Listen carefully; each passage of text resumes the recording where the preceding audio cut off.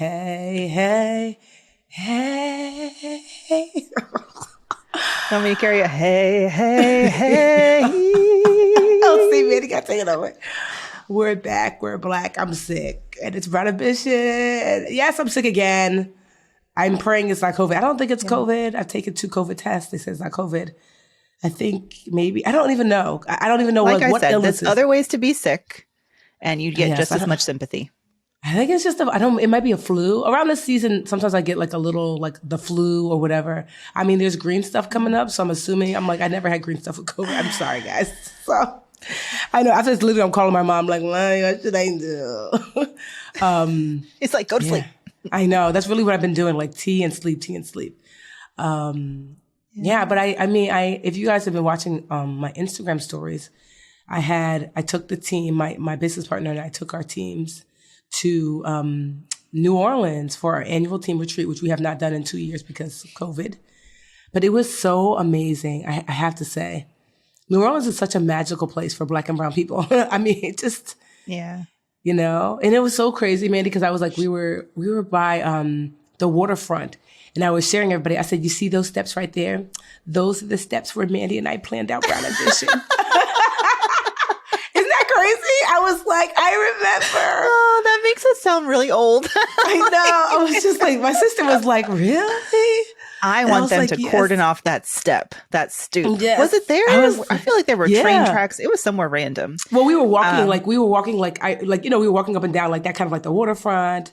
And, we ended up just sitting there and just talking for some time about like what, just enjoy. Because you'd asked me kind of before, but we just, sat and just like talked about like, we were talking about like at the time, your husband was your boyfriend. I think Jarrell was still my boyfriend too. There was no kids in the picture. It was just like 2 brown girls who were like, let's do this thing. Just had free time and energy. I know. we were there for the FinCon. Yes. And it was like, I don't think anybody really goes to like, unless it's like your friend's like whatever workshop, that, how it is with conferences. You go to your friend's workshop, but then you really go to hang out and have a good time, I think that's the right way to do it, personally. Yeah. And it was just a really good time. And I remember just like, obviously I had known you before and we were cool because you had done a couple articles on me. But yeah, and you were like, we should do a podcast. And I think I was like, what's a podcast? You gave me like, that's interesting. Lose my number. Right? But y'all's awesome. Trip looked freaking amazing. Like I had a little bit of FOMO. But also shout out to you for choosing the best weather, like the best time to go to New Orleans. You know how Essence Fest is like in the armpit of hell, July? Girl. I'm just like, why they got to do that to us? When I said we had a time, we had a time. They went out every night and I just was like, I cannot, because I could already feel myself getting sick. Because I've just been doing a lot of travel. I went to Detroit to speak at an event, and then it was like literally landed. It was Alyssa Sweet 16, and then I had to fly to LA for an event a day later. I was home for 1 day, then flew to New Orleans. I just think, honestly, this is like my body saying, girl, you need to sit down or we're going to sit you down, and it's sitting me down. But it was just awesome. Like there's something about hanging out with like your crew of people that you really enjoy, and we get to see each other. We see each other all the time on Zoom and stuff like that, but it's nothing like being in person. We do certain things every year for our retreats. We always do a spa day. So we did the Roosevelt, which is a Waldorf Astoria hotel, which was awesome. We always do like a fun day where we do something like fun and kind of physical. Like one year we did ATV, and I think this year we went swamp tour. Like the, like you take the airboats. Yes, that was fun. We got to feed alligators or crocodiles. I don't know the difference. We also, my favorite though on our activity day was we did a second line band. Which that's what I saw at IG that I was like, yes, do it up. Yes. That was just for y'all? Yes. That's so cool. Yes, we use this company, this Black-owned mother-daughter company called Prime Time. They're based out of Chicago. So if ever you need to like plan, I don't know what other kind of planning they do, but if you ever needed planning like a corporate retreat, they were excellent. They flew into New Orleans, made sure everything was great. The house they picked for us was amazing. So we got like this 8-bedroom, beautiful home. And then we got a nearby hotel so that way everyone could have their own room. So like myself and like the other C-suite stayed in the house, and that's where we had a private chef. Our chef was actually the granddaughter of Fats Domino, which was so awesome. He's like this really famous jazz musician. Yeah. Out of New Orleans. And so it was just an amazing, amazing trip. But yeah, the Second Line Band, I mean, that is on my story. My story's already passed, but if you go to my page, you can see us. So, I didn't know, like, I was always like, what's the first line band? They're like, the band is the first line. I'm like, oh. And so you are the second line. And I never thought to even ask what that meant. Yeah, I didn't really, sense. But it's this jazzy, I mean, it was amazing to have your own parade. That's what they call it, down Bourbon with police escort. That was just so epic. It was like a core memory, But yeah, it was just, I mean, we were like, we were so black because we were electric sliding in the house. We played, apparently there's a taboo culture. See, that's the part of the trip that I was most jealous of. I miss game nights. I haven't had a game night in like 3 years, and I'm like, damn, that looks so fun. And I'm so good at taboo too. So my competitive side was like, I'm not gonna lie, I'm a taboo master. You were getting it. I could see the fire. Yo, I see where your energy went to. The other team was so sick of us. They were so sick of us. Because I'm a really good guesser, but I'm also really good, like, because I'm really good at analogies. But it was, when I tell you, it was just such a really good time. And so I'm just grateful for the time with the team. And even though I came back sicker than when I left. I'm glad that you gave them everything, but hopefully you have some time for yourself now. I do wonder, because on the last episode, you said your budget was like $80K. Did you use every penny of it? No. So what we decided was, because at first I remember, like, so shout out to Tammy. She was kind of like our internal organizer. And she was like saying, I guess they didn't have enough. Like, because she came to me, she was like, oh, there's all these fun things we want to do. We don't have enough money. I said, how do we not have enough money? We have $80,000. She's like, no. The CFO, George A, shared with us that we can use 40. And I was like, why? So I hit up the CFO. I'm like, are we saving that money for anything? She's like, no, because last trip was 40. I'm like, girl, that's not how the trips work. The trips work in accordance to what we have saved up. Like, that's the point. This is money that we've collectively made with our efforts. We set aside 3% of our net profit. And so I said, how much we should have, I think it was between 80 and 85. And I asked Tammy and I said, is 60 enough? And if it's not, you can come back. And she's like, no, 60 will be plenty. And so they ended up using 60. So I was like, girl, we released the coins. So we still have some money left over, just because, I'm not going to lie, this year was a really rough year for the Literature Academy.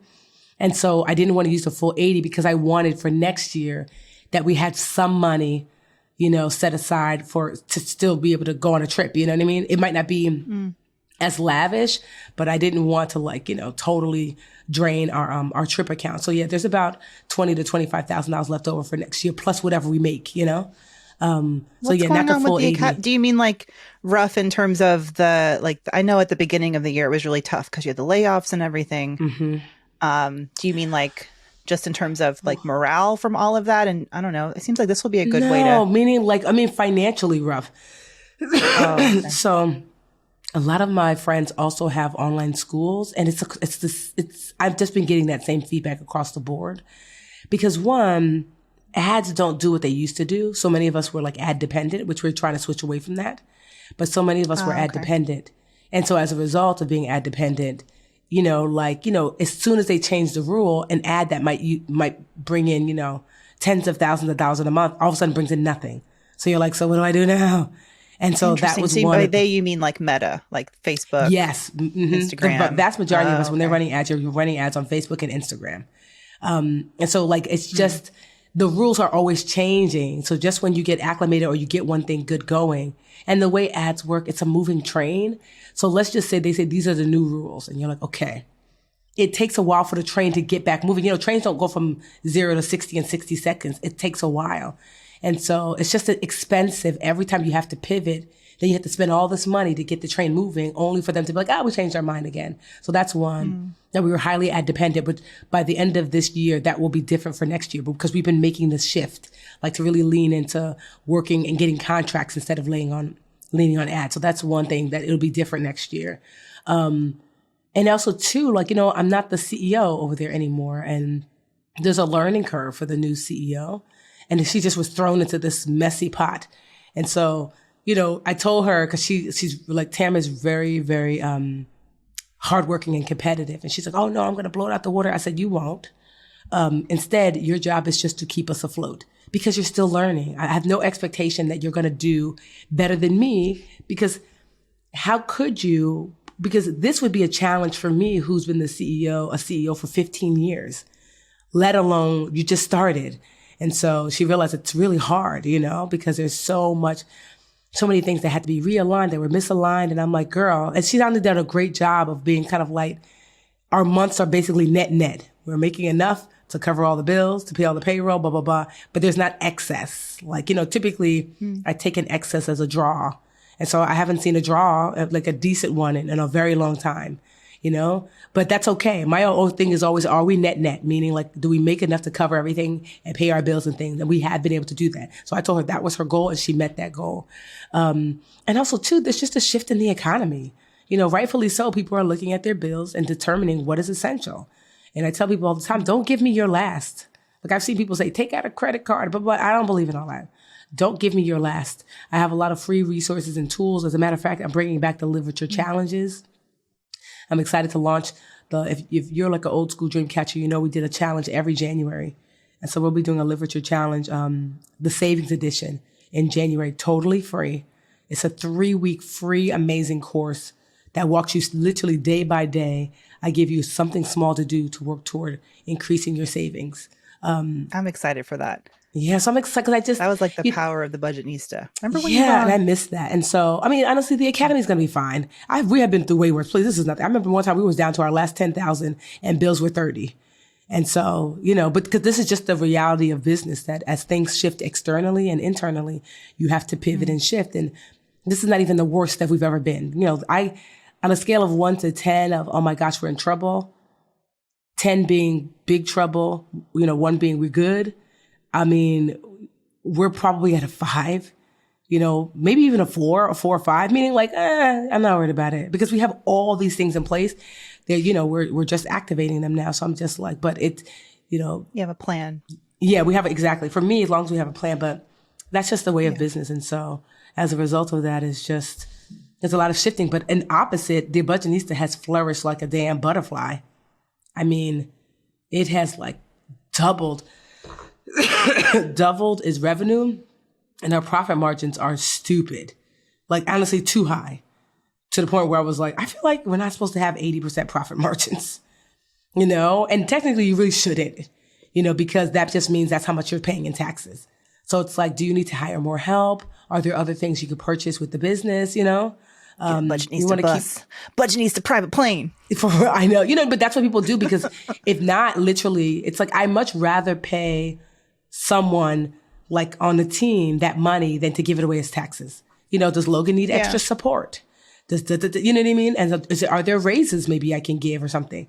But yeah, the Budgetista has been slaying. So that's just the nature of business. You learn to ride those waves. Those things honestly don't worry me anymore. Like I would tell all my mentees, you work hard, you're smart, you're consistent, you're going to be all right. You just keep at it. So, but yeah. Ooh, child. My life, pray for my throat. Before I forget, today, this is going to come out on Wednesday. Thursday morning, God willing, I do not have COVID, because they come to test me tomorrow. I will be on Ryan and Kelly. Is it Kelly and Ryan and Kelly? Remember Regis and Kelly? Mm-hmm. I've never been on before. You need to get better. I know. You're going to be in the studio? Yes, in studio. I know. So it's going to be, I have to be there at 7:30. So I'm assuming the 8 a.m. hour, so 8 or 8:30, which is like the they come on at 9. Hour. Listen, this is the one morning show that I used to religiously watch, Kelly and Regis, and then Kelly and Michael, and now Kelly and Ryan. Yes. Anyway, it's at 9 o'clock. Okay. They only have 1 hour. So you're on the hour. Yes. And it's the lead-in from whatever that show is, GMA or whatever it is after. Yes. So if you like tune in wherever you are and watch, God willing, because honestly, if I have COVID, which I'm like, please, Jesus, don't. Can I get in the studio audience, Tiff? Can I go see you on Kelly? I know. I'm Tiffany, just trying to give me get a plus one. I never ask you for anything. I never ask you for anything. They won't let. Honestly, it's Tracy is coming. Like my makeup artist can't even come. And then like I know there's like so that they're like really, I mean, rightfully so. They're wanting to make sure that everyone is like healthy and you can only, so, and then my publicist from Penguin is coming. I think I'm only allowed two plus ones, but yeah, so I'm going to be on, God willing. If you don't see me on, you know, it's because they send someone to test you like 2 days before. So I get tested tomorrow. So if I got the vid, I'll be home weeping as someone else. But you've already been testing and it's negative, right? Yeah, but at the home test, I'm just like, I'm hoping I'm doing it right. I've done it twice already because we had to test before we came on the trip together. So I'm hoping that this is just like, me, I'm like, I hope I can just give them the flu. Not COVID. I hope I can just give them the flu. Oh my God. But we do have a guest today. Thank God. Yes, we have a guest today. So Tiff is going to take a little breaky break so that I can interview our illustrious guest for today. I'm really excited. I'm sorry that you won't get to meet him because he is amazing. But Christopher Rivas is a storyteller, a professional storyteller. He's an actor, theater writer, and he has a new book that is coming out officially Tuesday, the 11th. So by the time you guys listen, you can purchase your copy. It's called Brown Enough. And it is an incredible, it's like part memoir. I was just reading a chunk of it, this chapter about student loans, that you guys will hear me talk to Chris about, because talk about being a successful Hollywood actor, but also having $244,000 of student loans. Like he goes there. Yeah, but I'm sorry you won't get to meet Chris. I know. I am sorry. And then we had BAQA this week, but honestly, I'm probably not going to make it for BAQA. But you guys will have Mandy. Obviously, she knows all the things. But still keep, because we're going to have guests. We're not going to have them this week as planned, but we'll have them next week. And so if you have your questions, keep DMing us on Instagram with your voice note questions, because we cannot wait to have you guys in the hot seat asking your awesome questions. But for real, I'm just like, I don't know, like I'm doing too much. I don't want to start piling back on again. Honestly, Mandy, I'm nervous about that. Like the pile on, you know, that because the real work is the reaping, not sowing. Meaning like as good things roll in, it's hard to figure out what to say no to, you know? And I feel like my body's like, well, girl, you've been doing too much. That's why we're like this. You know, I really feel it. Like, I'm just like, this is not just a regular cold. This is also because you didn't sit your behind down cold. And so like, I'm nervous about it. I don't want to go back to that. Like I did all the things life. So I'm really, really, really trying to be intentional about like, let me look at my calendar again. What else can come off? Does this have to be on here? You know, does this have to be, you know? Yeah. Cause like literally I'm about to get back into bed, have my tea and sleep until tomorrow morning. And hopefully when these people come to take my vid test, it says negative. You will be on Regis. Yeah, I will. Thank you. Well, not Regis. Kelly. Not Regis. I know. Look at me. I'm like, sorry, Ryan. Sorry. It's been a minute. I know, it has been a minute. Yo, you can talk about age with Regis and Kathleen Lee. Well, I think it's just like an important message too, that no matter, you know, the things like we know about taking time and resting, but I mean, everything is in a cycle, right? And I think it's just about recognizing like it is right now. It's just gotten to be too much. So like doing a reset. And thankfully, I mean, you have systems in place to give yourself that reset. Yeah. You know, you just got to be the one to be like, pull the plug. Yeah. Where's the escape hatch? Yes. Get me out of here. Yes. All right, y'all. Until next week, you're in good hands. Get some rest. Allstate, aka Mandy. You know, like you're in good hands with Allstate. Y'all's good neighbor. Yes. Wait, is that the neighbor one? Shit. Wait, like a good neighbor? I messed it up. No, that's State Farm. Oh, I thought it was the guy with the deep voice from CSI or whatever it was. No, I want to say that's Allstate. Maybe. Look at us, girl. I don't know. All right, until next week. I got y'all. Okay, I got y'all. Tiff, get some rest. Sending you love. Right, Can't wait. I'm going to be watching. I'm going to figure out how to get on, how to get someone's cable and watch. Hey, BA fam. Now a word from our sponsor, BetterHelp. We talk a lot about making smart decisions here on Brown Ambition, but I got to be honest. It takes help sometimes to actually be in a space mentally where you can make the healthiest choices for yourself and your family. That's why we are proud to partner with BetterHelp. My husband and I have been married for just 5 years, but we have actually used therapy through BetterHelp to help us better connect. Like a pandemic and a baby, those are hard on anyone's relationship. So I love BetterHelp, and I hope that anyone out there struggling, whether it's individually or in a relationship, that you're seeking that help because you really don't have to do it alone. When you want to be a better problem solver, therapy can help get you there. Visit betterhelp.com/brownambition today to get 10% off your first month. That's betterhelp.com/brownambition. Hey, VA fam. Squarespace is everything you need to sell anything. Squarespace has the tools you need to get your business off the ground, including e-commerce templates, inventory management, a simple checkout process, and secure payments. I know of what I speak, y'all, because ever since I launched my business in 2021, I built my website on Squarespace and I've handled all of my orders from Squarespace. It could not be easier to build your site. I just learned how to do a sales page, all that good stuff. What I also love is that you're able to manage the members in your community on Squarespace, and you can send them email communications and leverage your audience insights all in one easy to use platform. You can even present videos from YouTube, Vimeo, and Animoto on your Squarespace site, and then check out your analytics, see how your visits, unique visitors, and page views trend over time. Gain insight into the top traffic sources, the products, the devices people are using, their browsers, all their tea. You own all the content you put on the Squarespace platform too, and they offer one-click data portability. So head to squarespace.com/brownambition for a free trial. And when you're ready to launch, use offer code brownambition to save 10% off your first purchase of a website or domain. Squarespace.com/brownambition. Offer code brownambition. Hey, VA fam. It's Mandra here riding solo. As you guys heard, Tiffany, we wish her well. She is under the weather and without a voice, which, as a podcaster is a little bit important. But I cannot tell you guys how excited I am to introduce you to, if you're not familiar with this incredible talent already, Christopher Rivas. He is joining us today, although he usually is in LA doing big Hollywood things. He's in the New York Stitcher studio right now. I had the pleasure of getting to know Chris, was it earlier this year in the springtime when his team reached out to me to be a guest on his new podcast called Brown Enough, which we're going to talk all about. But the real reason Chris is here is to talk about his brand new book. It's called Brown Enough: True Stories About Love, Violence, the Student Loan Crisis, Hollywood, Race, Familia, and Making It in America. So, longest title ever. We're not covering just any one subject here. He is becoming one of the most sought after multi-hyphenates. He's an actor, author, podcaster, storyteller.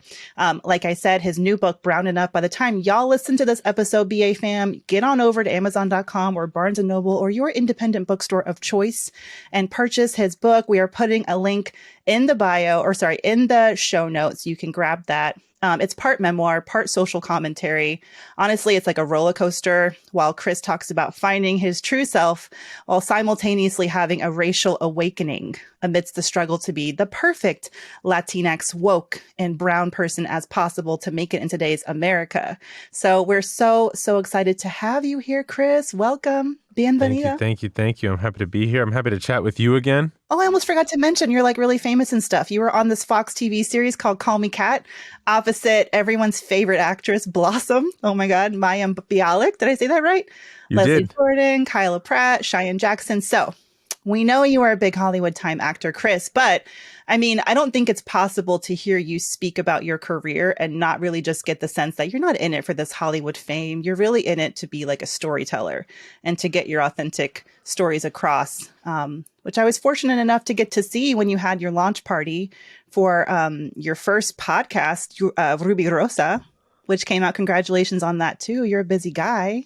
Thank you. That's all done now. So you can binge it. If you haven't heard it, you can binge it. About the Dominican man James Bond's based on. Yeah, so BA fam knows all about it. I shouted you out when it first came out. And now your podcast, Brown Enough, which is in conjunction with this book. So tell us about this book. Why the book, and what can people expect from it? Why the book and what can people expect from it? First, the podcast, Brown Enough, which you will be on. So just letting your people know. Yeah. We have an incredible conversation. You know that long title, right? With all the things and student loan and this and Making It in America and Familia. When I was chatting with the publishers, what sold them, and I think you'll appreciate this, finance and stuff. That whole title, what really sold them was, student loan crisis? You're shitting me. Really? That was their the people at Simon & Schuster were like, that's it. Yeah. they were like race. I see it all the time. This, da da da da. You know, but like student loan crisis, and so that sort of is that title, how that came into being, and the reason why now is because exactly what you said, storytelling. I believe everything is a story, one we've been made to believe or chosen to believe, and knowing the difference is profound. And I think as bodies of culture, it is imperative that we take back our stories and we start unplugging from the stories about us what whiteness and society and capitalism has attempted to teach us about ourselves and our worth, what we're worthy of. And so you are right.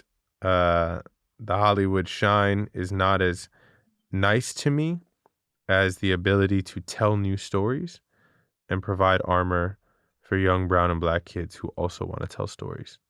Yeah, I mean, in the portions of the book that I have been privileged enough to get to read, I wish I had a copy, but it says it's going to be here tomorrow. That's fine. I checked the Amazon tracking, like, when's the book going to get here? But in the portions that I've read, I just feel like any young brown teenager in America who picks up this book, or if you know a brown teenager, which BA fan, you know that we know some brown teens out there, I feel like they would find interest, or young in their careers.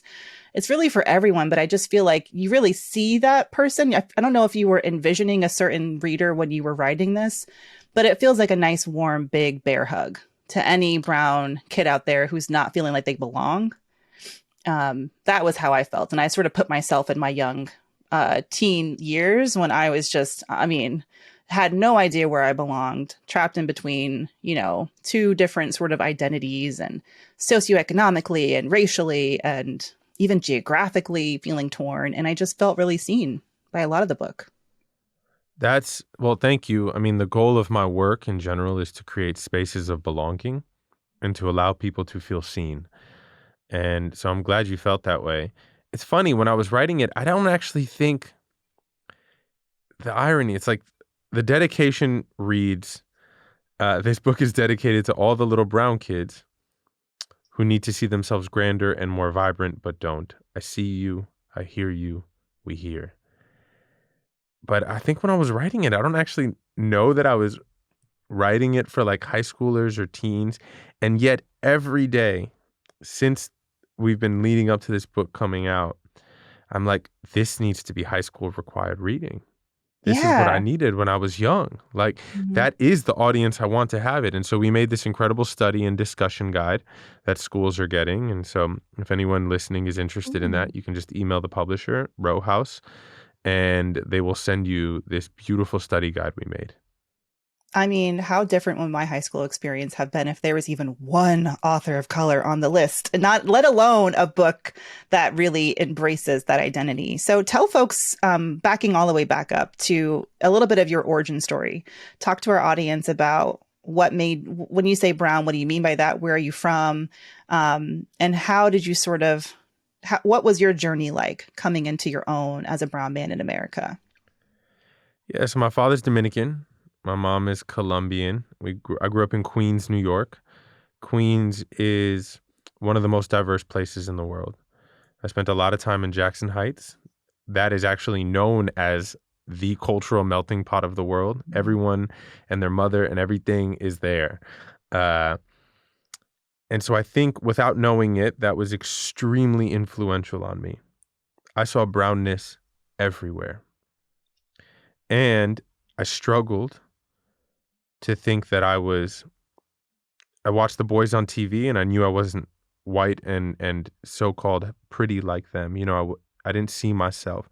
And yet I didn't fit like the, Latinos on TV. And I wasn't Latin enough for some of the, girls I was trying to kick it to. And I didn't know if where my home was. My best friend was Pakistani, South Asian. Like, I was always trying to be seen and be accepted and fit in, which I think is a very human component of us. Like, we want to find our tribe. And so that's been a majority of my life, is looking for my tribe. Fast forward many years, and I'm an actor in Hollywood, which teaches you a lot about tribe and where you belong, or where they try to tell you you belong, and you have white managers who tell you to cut your hair or tell you to get a nose job, right? To look more white, more passing, more Eurocentric. Mm. And then I go to see Ta-Nehisi Coates speak, and he's a genius, brilliant man, and he's speaking about black and white. And I raise my hand and I say, well, as a Dominican Colombian kid from Queens, where does that leave me in the conversation? And he said, not in it. Not in an aggressive way, not in a, just, that's it. Just not in it. And I went home a bit shattered. Where am I? I've always felt like I wasn't in it. What does it mean to be in it? Where's my father? Where's my mother? Where are you, Mandy? What's it mean to take up space? What does it mean to look at brownness in that whole middle space, which is far more than skin color, right? Like in a world that is always this or that, he, she, yes, no, fail, pass, right, wrong. What does it look like to live and embrace that middle space? To live outside of a box, to live outside of a binary. And so I wrote this book. This book has been a real reclaiming of my voice. And I hope it gives other people that same power. Yeah, I find that really powerful. I mean, obviously Ta-Nehisi Coates is a genius, but I've heard you tell that anecdote a couple of times, and I'm just like, there may have been a better way to phrase that instead of like not in it. Because I do feel like there's room for all of it, but I completely get it. You know, at that moment in America when we're so talking about, you know, the pain, the violence against Black bodies and the Black Lives Matter movement and all of that, and it belongs here. What I love is that you took that feedback and you were like, well, let's create a conversation that includes us, because I think that we all deserve to be included. It doesn't take away from the pain, right, of growing up Black in America or the stories there. It's just, it's not a zero-sum game. And I think that there's this, especially in some of my conservative white families, ideology, that there's this idea that there's, if one group is being focused on and being heard, that somehow it's taking away from like your own issues or what's important to you. But yeah, I just find that so short-sighted. And that's why I'm so excited to see a book like this even published, because traditional publishing, I mean, has not always been the kindest to Black and brown authors. So that is just a feat in and of itself. And while I do want to tap into that thing. Sorry, that thing you said about there's a competition. It feels that way, right? Like, oh, they got their movie. Where's my movie? Crazy Rich Asians gets their movie. Where's my movie? Oh, they got this show. Where's my show? Oh, Hentified gets, you know, oh, the Mexicans get a show. Where's my show? You know, oh, Dominicans get Gordita Crunch. Where's my show? Where's my you know, like, and that is something, and I always say this, right? We don't win until we all win. And I will always quote James Baldwin, as soon as you put one person in the cage, you put everybody in the cage. White people included. Everybody's in this nasty stuff.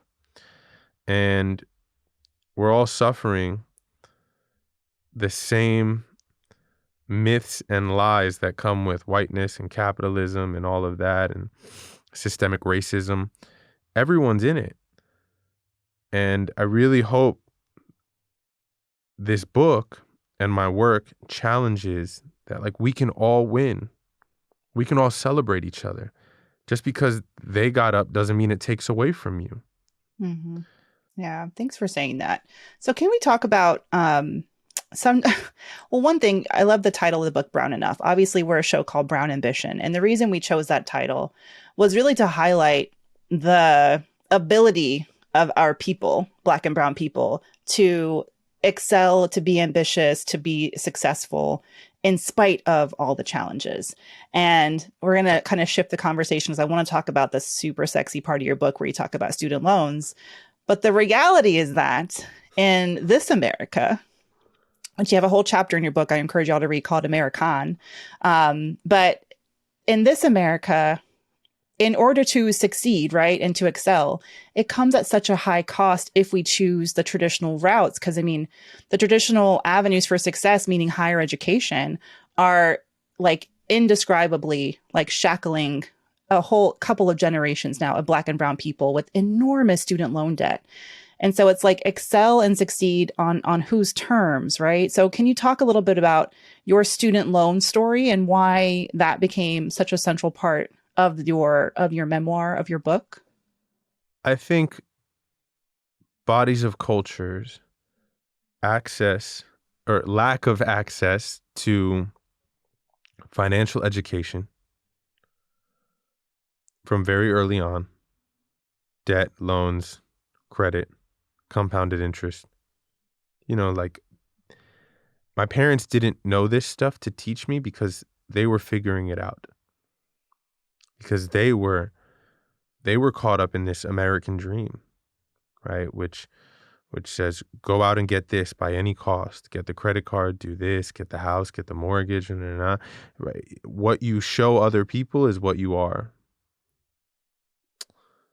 This sort of struggle to be middle class. Mm.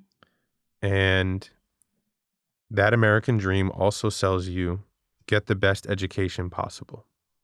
But it doesn't do much to actually help you get that education.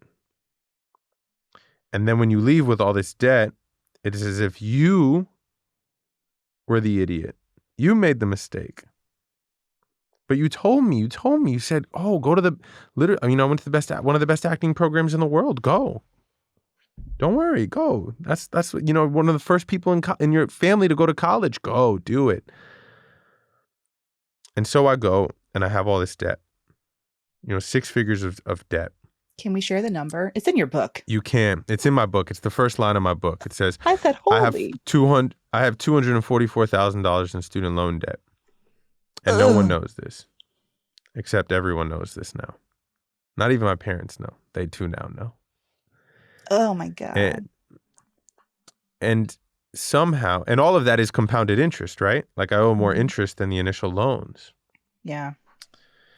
And somehow, I think student loans specifically really is a way of trying to cripple people from making it. In the book, I talk about also-rans. In a horse race, one horse wins, but you need the also-rans. You need the competition. You need the idea that they might win. That's what keeps people betting. And I think this society systemically wants also-rans. We want more also-rans than winners. So we sell them a dream. We sell them capitalism. We sell them all this stuff they should go after. And only until we start to do the unplugging do we see why we're chasing the carrot dangling from our head that we didn't even put there. So student loans is a very big deal to me because I feel so blessed and lucky that every day, somehow, I got to make it work till the point where I could finally start paying them back.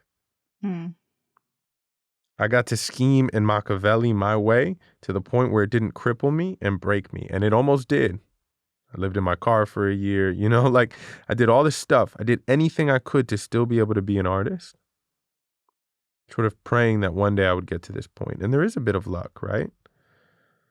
My favorite tweet is the GoFundMe, cool website to support friends. And then 2020, it's like that was when it launched. And then 2020, the backbone of the American healthcare system. Yeah. And it's not just you either. It's not just our kids who are taking on these 6-figure student loan debts. I mean, you open up about your family is co-signed those loans, right? Not just your mom and dad, but your Tio, your uncle. You got your uncle? My uncle. Poor Tio. But I mean, in all seriousness, it's like, it's not just about the kids. It's often like even the adults, our parents who, because these loans are so enormous, you have to have a co-signer. And so this whole idea that, oh, it's just ignorant 18-year-olds who are doing this and they should have known better. And if only someone would have told them, we all need more education, adults, all of that. But how has that, now that obviously you're able to start paying those loans back, was there damage to your relationships because of the co-signing, or what's the conversations around that now with your family who was nice enough to co-sign those loans for you? Yeah, I want to go back to my mom was born in Colombia, right? She didn't get to go to college. I really want to put that on understand our generation and where our families come from. My dad didn't go to college. And so when their son gets into all these colleges And he sits on the couch crying because he knows his parents can't afford it. But they love their son. And they love, like, oh, we worked this hard to allow our son to even have this opportunity. We worked 2 jobs. Those 2 jobs got us a house. This. To give him this opportunity, we have to do whatever it is. And then as a family, we sit down and read 60 pages of gibberish with no education, as if we're supposed to understand what we're signing into. But what we're signing into is that dream. You know, my parents trying to give me everything they never had. And that's so many families, right? It's not the ignorant 18-year-old. It's the families, it's society. It's so much is in this one idea of a student loan, of an education that costs exorbitant amounts of money. Education. How's that affected our relationships? It thank God it hasn't. You know, I feel lucky. I don't think this is everyone's situation, except maybe my uncle. My uncle hated the phone calls and was always calling me and always calling me. And he was worried and he was scared, you know. They call a lot. I got the calls. My dad got the calls. That's why I went to get a PhD, right? Like everything I did was like, I'm going to just keep, like, let me enroll back in school, right? Figure out a way to do this. Figure out a way to do it. Figure out a way to pause the loans, pause them. But at the end of the day, I really did have, whether they admit it or not, I don't know. That's how I take it. I had people in my life who believed in me, you know, and I'm glad they did. And I'm really, again, it's just there's an overall gratitude because I know so many people who didn't get to be artists, who didn't get to be what they wanted to be because they had to work 3-4 jobs to start paying back their loans, which are sometimes more money than their rent. Yeah. Or even artists who are afraid or hear a story like yours and then don't see another way, like don't see, like are too afraid because they're worried about saddling themselves with debt. I think about myself as a writer growing up and thinking, well, I'm going to study journalism because, you know, I had these dreams of being a writer and like writing novels and maybe writing plays. But for me, I was like, well, I need to make money because ain't nobody coming to save me or, you know, help me with this life. So it's almost that pressure, like, do we do something sensible, you know, or do we follow our dreams? And, you know, and I also feel like it's that in between, like it's not black or white in that way. It doesn't have to be all or nothing, but like hopefully stories like yours, I hope won't make people afraid to pursue their ambitions if it's like to be an artist and whatnot, but maybe just to like look for other, you know, other avenues, other programs, other ways to do it without having to immediately just like sign up for all those loans. Would you agree or how do you feel about it? Yeah, I mean, that's how I end the chapter, right? Like if a young person asked me if I should go to college today, I would, I quote the poet Maggie Smith in her poem, Good Bones.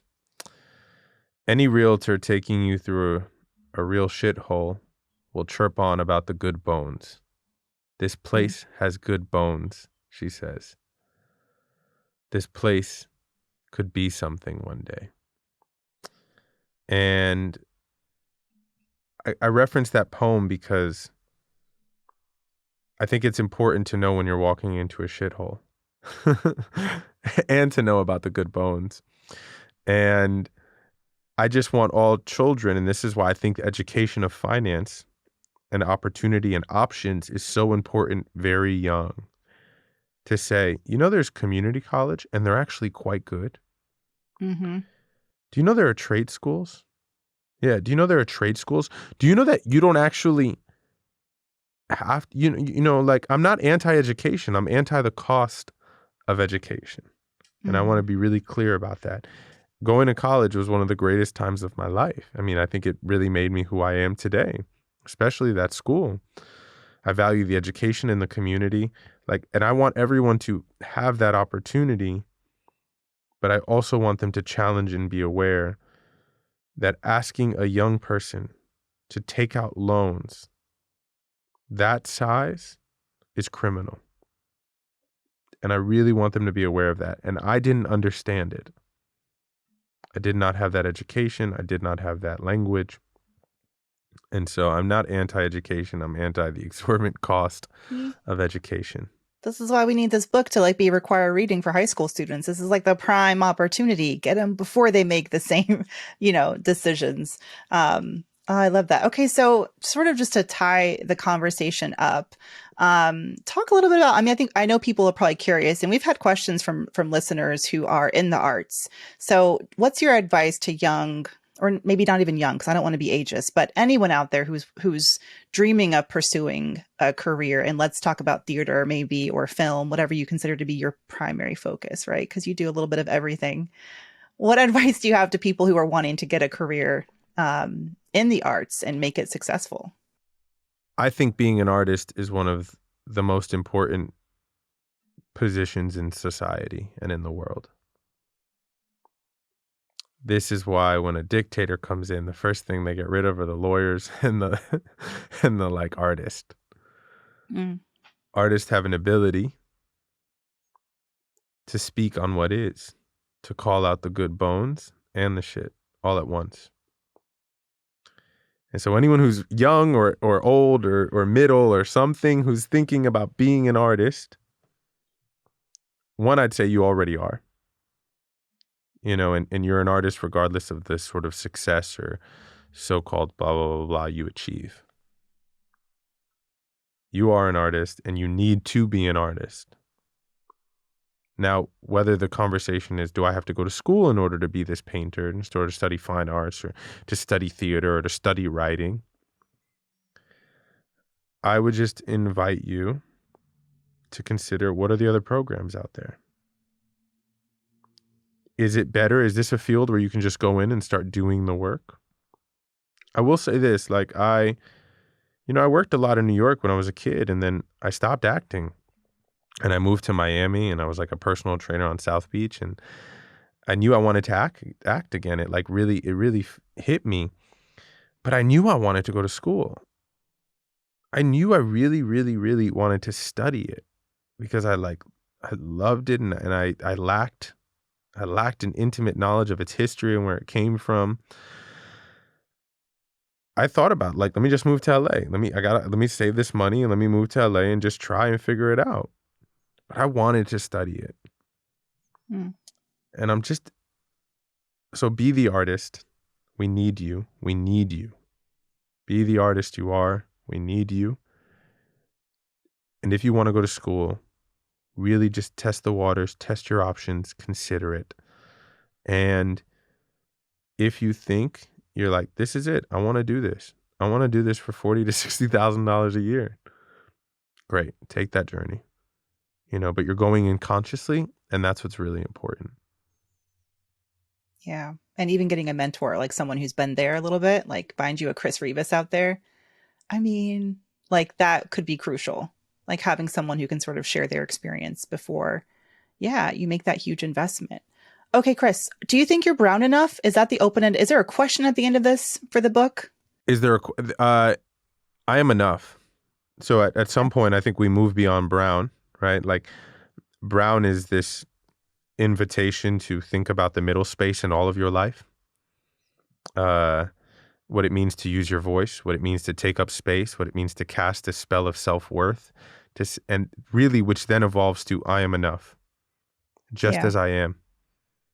I am enough just as I am, with what's in my bank account, with what I'm wearing, with my skin color, with my hair, with my questions about whether I want to be an artist or not. Like right here, right now, I am enough. And I can begin from this place of fullness rather than a place of lack and less. And I need to go after this in order to be enough. And so I hope the book ends for others the way I actually think it, in days. And granted, it's a spectrum, right? Like there are days where I'm like, yeah, I'm here. I am enough. I am brown enough. I'm enough. I'm Rivas enough. I'm Chris enough. I'm like, I'm enough. And then there are days where we're still in the matrix. So the matrix hits you hard and you don't feel so much enough. But it's ideally about transcending past, brownness fitting in, Latino-ness, Latinidad, XE, like blackness, and just saying, I'm enough. Because this whole world is trying to tell you you're not, but you are. That's beautiful. Well, thank you for creating a work of art. And a real gift, I feel like, to anyone out there who's been whether you're struggling with your identity now or you have in the past. I think it's just a welcome reminder that you can be enough, and that you're not the only one going through it. So again, BA fam, you'll have to pick up Chris's book. It's called Brown Enough, sold wherever you can find books. What else can we plug? Check out your new podcast, Brown Enough. I'll tap into what you said about publishing. Yeah. Since 1950, and y'all can look this up in the New York Times, they did a beautiful article on it. Only 5% of books published since 1950 have been by non-white authors. 5%. And so if you're one of those people listening, which I imagine you are, who's like, I like diversity, equity, inclusion. I want everyone to have a chance. 5%. That means we have to be conscious about what we're reading, absorbing, picking up, listening to. Whose art are we listening to? Whose podcast? Who's this? And one of the ways we do that is we support, especially in publishing. You got to buy the book, you know? And if it's not mine, awesome. But go buy somebody's. Go get you a Bell Hooks. Go get you a Julissa Arce. Go get you some, you know, like. A Tiffany Aliche. Yeah, there you go. Go get you one. Please do. That is by a body of culture, please. Because if Chris's book does well, hell yeah. If your book does well, it makes it easier for the next Chris, for the next me, because I'm working on a book too. It makes it easier. If it does well, it raises it 1%, you know, and then 1% and then 1%. Yes. There is room for all of us, right? It feels that way to me. There's room for all of us. Christopher Rivas, thank you so much for joining Brown Ambition and sharing some of your light with us. I so appreciate it, friend. I appreciate you. Thank you very much. I love your hair right now. Oh, thank you. Oh, damn. I didn't even get to talk about the anecdote with the clothespin on the nose. Oh, yeah. Can we do like a quick outtake? Is that for real? Yeah. Aunties were telling people to put clothespins on their nose? Oh, yeah, all the time. To make it straighter? When we do the play, and I do that because we hide it in the audience and everyone gets one. Yeah. I get so many. I mean, for some people, it's funny. For some people, it's heartbreaking, right? Mm-hmm. I get so many people who say, man, my grandma told me to do the same thing. My mom told me to do that. My dad told me to do that. Wow. All the time. I mean, I thought the whole chemical in your hair to make it straight, that was very painful. Okay. I still have the scars, but the clothespin, like, oh my God, it would have taken much more than a clothespin for this schnoz to go anywhere. I can't imagine. Oh my God. Yeah, well, for that anecdote and others, y'all got to check out the book. But thank you, Chris, again for joining. Thank you. I appreciate all of you. Hey, BA fam. We're on YouTube. Woohoo! Thank you so much for watching. Please like this video and subscribe to the channel. And while you're at it, why don't you go over to that little bell icon and just tap that for us. Show the BA fam how much you love us. And that way, you'll also get notifications when new videos drop. Also, share the channel with a friend. We're always like, tell a friend, tell a friend, tell a friend. And thank y'all so much again for all the support.